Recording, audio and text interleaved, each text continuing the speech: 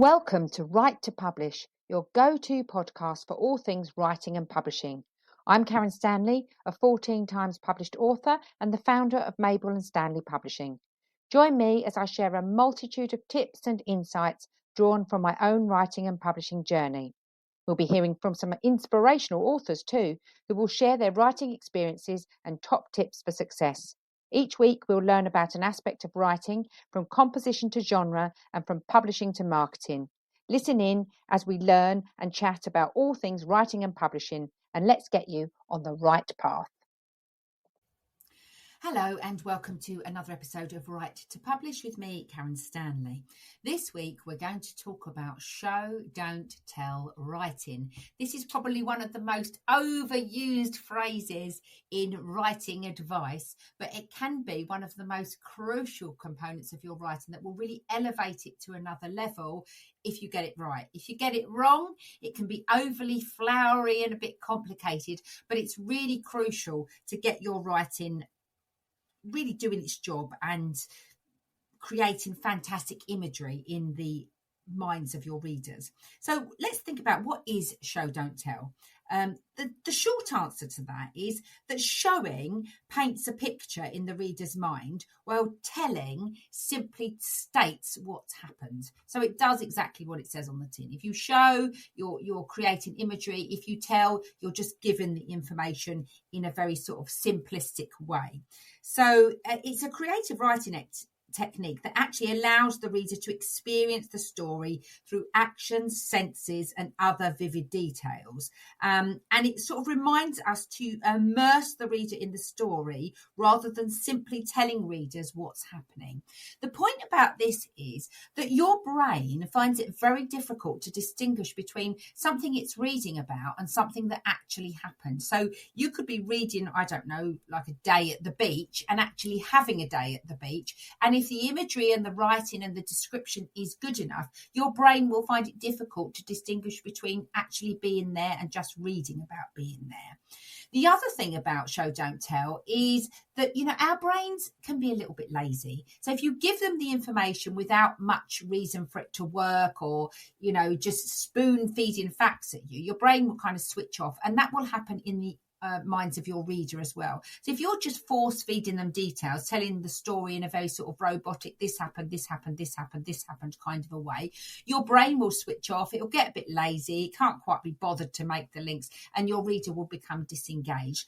Our brain likes a challenge. It likes to create links. It likes to make links between one thing and another. It likes that kind of whole inferred meaning. It's got to work a little bit harder for that information, and that is the difference between engaging your reader and allowing your reader to sort of flatline. There was a Russian novelist called Anton Chekhov, and his most famous quote on this topic, which I absolutely love, it says, "Don't tell me the moon is shining, show me the glint of light on broken glass." I'll repeat that. Don't tell me the moon is shining, show me the glint of light on broken glass. So what he's saying there is, don't just say the moon is shining. Show me what the effect of that moon shining is, what is happening around us to tell us that that moon is shining. And if you tell someone about an event, they'll simply know the facts that happened. But if you show someone an event through specific details, they'll feel like they experienced that event alongside the fictional characters who are in the story. And as I just said, our brains don't really distinguish between doing something in real life or reading about it. So that's why it can be really quite powerful for helping with that reader engagement and really immersing your reader. So here's the thing. How are we going to do that? How are we going to write in a show, don't tell way? So I'll give you an example. So this is a telling. So when Mary failed her test, she was embarrassed. Gives us the facts right there. To show that same scenario, we might write something along the lines of, Mary's cheeks flushed as she spotted the big red F on her work. She crumpled the test and held it in her hand, hoping no one noticed. Now, both examples will communicate the same point, that Mary had felt bad about her test score, but they communicate them in very different ways.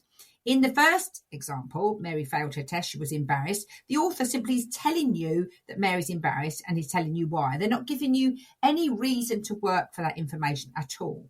But in the second example, the author is still sharing that information. He or she is still sharing that Mary's embarrassed. But they do so by showing you details. So the flushing of her cheeks, the holding the test, crumpling the test into her hand, the fact that there's an F on her test. Now, you haven't needed to be told that F means fail, but, we've all got those childhood experiences, haven't we, when we were graded from A down to F before all the mark schemes changed. But, we make that link. So our brain's having to go, very quickly. Our brain's a genius for this. What does an F mean? Oh, an F means a fail. Yeah, that was bad when I was a kid. Oh, I got an F on a test when I failed it. You're relating that information, you're relating to that information, and you're making those links. And this creates a much more engaging and vivid experience for the reader. I think you can see quite clearly how that can be done and how simply that works. Now, it's one of the most important writing tips for new writers. And here are some of the core benefits of following this rule. Whether you're writing essays, short stories, poetry, some of the benefits are as follows. And we've sort of touched on some of these briefly already.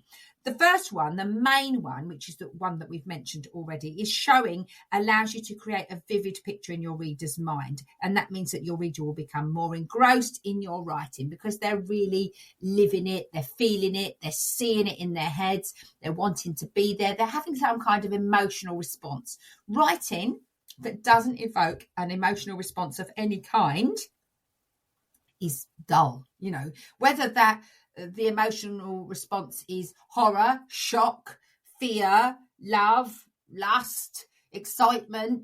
We need some kind of sorrow,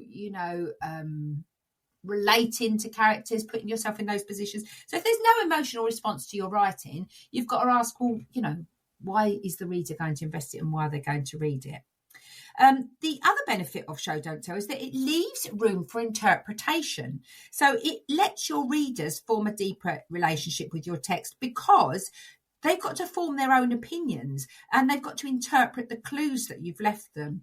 And that way, again, your readers will be more invested in your work. And that is why we can all watch a film or read a book, and some of us will get different things from it to others. And I'm pretty sure if I read a book, the mental imagery that I might get from that book will be completely different to the person sitting next to me.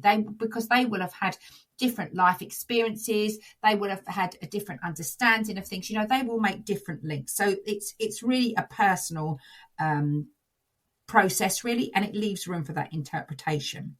The other reason that we try to use Show Don't Tell in our writing is it that will increase the density of meaning in your story. And again, this goes back to if you tell the reader about a character's emotion, the reader might not be able to picture exactly what that means for the character. But if you show what that emotion looks like through body language, dialogue, you can develop the characters more deeply. So, for example, if you just say Joe was angry, your brain's going, oh, right, Joe was angry. But obviously, anger will often have a physical response. So you might become red in the face. You might clench your fists. Your heart might start to race. You might start to sweat. You might start to lose the power of concentration. You might start to pace up and down. And that emotional response will look slightly different for different people. We might all get the heart racy feeling, or we might all get the teeth clenchy kind of lack of control that you might get from real anger, but it will present itself slightly differently in different people. Some people might shut down emotionally, some people might scream and shout, some people might lash out, so really by showing those emotions rather than just saying Joe was angry, it gives you much more understanding of Joe as a character and as a person, and it allows the author to develop those characters much more deeply and to add to their backstory, add to their reactions, add to the way they kind of hold themselves in your story, and also kind of prepare us for what's going to happen to that character and why. So here's a couple of examples. So this is from The Two Towers by J.R. Tolkien. The gasping pools were choked with ash and crawling muds, sickly white and grey, as if the mountains had vomited the filth of their entrails upon the lands about. High mounds of crushed and powdered rock, great cones of earth, fire-blasted and poison-stained,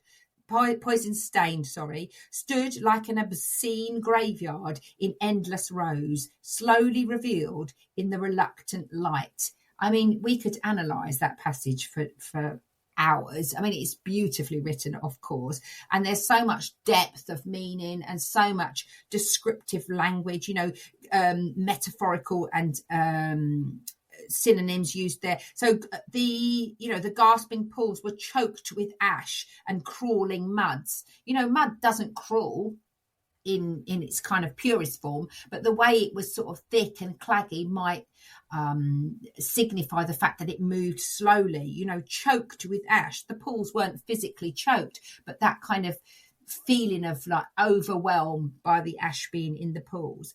In this passage, so he there's a real vivid picture here of Mordor's terrors. If he just said Mordor was frightening, we wouldn't have nearly such a visceral understanding of Mordor as a place.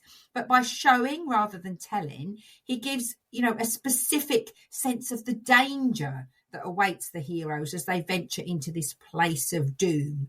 I love this. The mountains had vomited the filth of their entrails upon the lands about. I mean, just wonderful writing. High mounds of crushed and powdered rock, great cones of earth, fire blasted and poison stained, stood like obscene, stood like an obscene graveyard in endless rows. I mean, it's just wonderful, wonderful writing.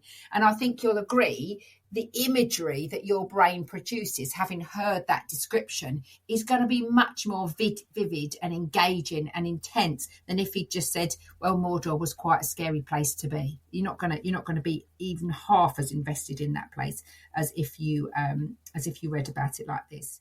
So we've got another example here. Emily was sad. She felt as if her world was about to collapse. She sobbed as the tears rolled down her cheeks. Her mother's death had affected her beyond imagination. Now, I've told you quite a lot of information. Just because you're telling it doesn't always have to be short. But have a listen now.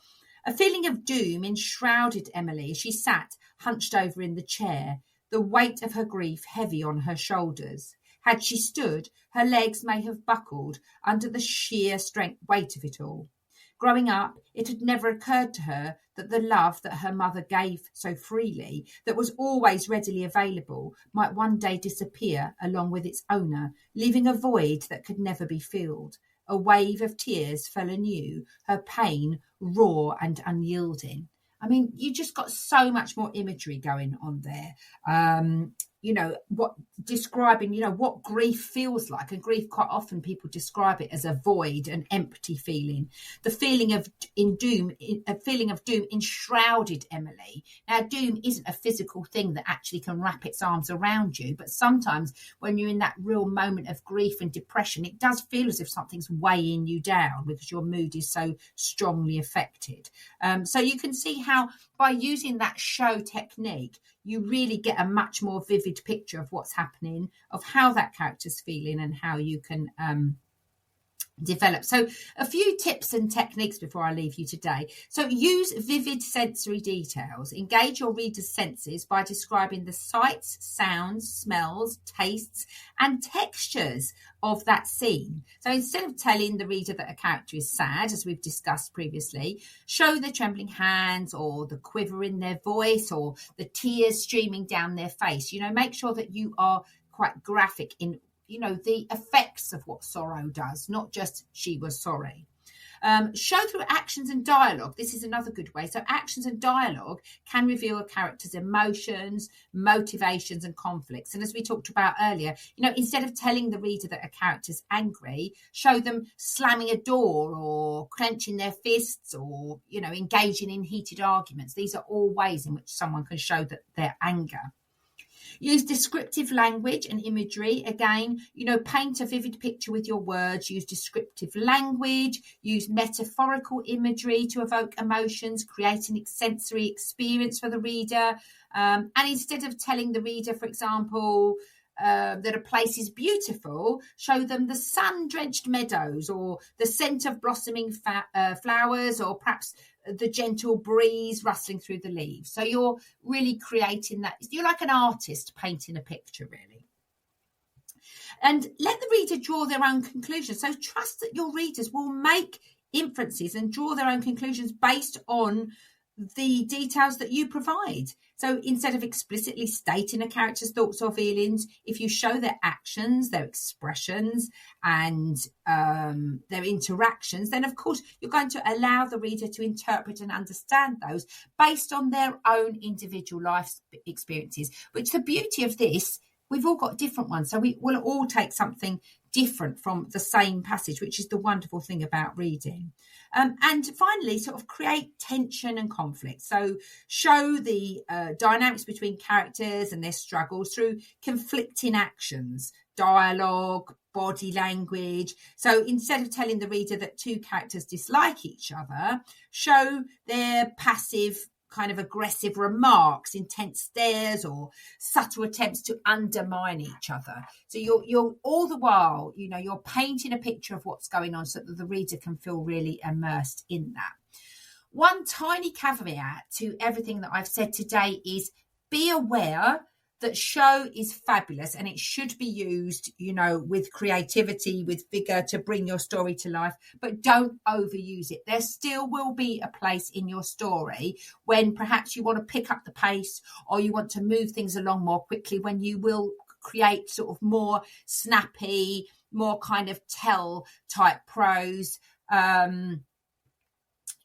For example, if you want to move along in a time period quite quickly, you don't always want lengthy descriptions. And if you use that kind of flowery, immersive, highly descriptive language all the time, it can be a bit exhausting for your reader. So use it well, but, sometimes use it sparingly. And I've talked before about, varying your sentence length is hugely impactful. So there might be times when you're really immersing your reader in some really descriptive prose, using all of that lovely show, don't tell kind of imagery, using your senses, all of that kind of thing. And suddenly you might cut to a really short, snappy sentence that says, the blow struck him from behind, and that's it.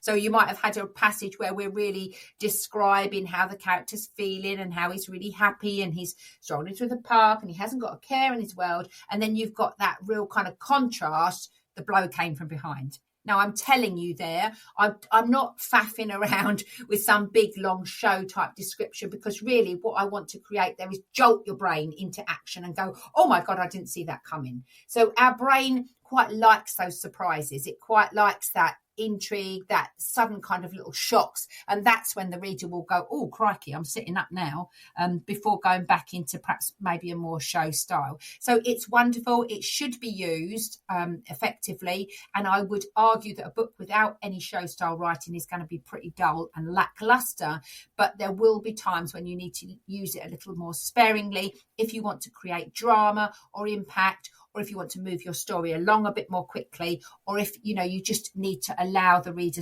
a little bit of breathing space. So there will be times when you need to use it sparingly, but practice, take a really simple sentence and try embellishing it yourself. Try adding that show, don't tell vibe. Try giving those emotive descriptions that are really going to engage your reader, not your writer. You are the writer.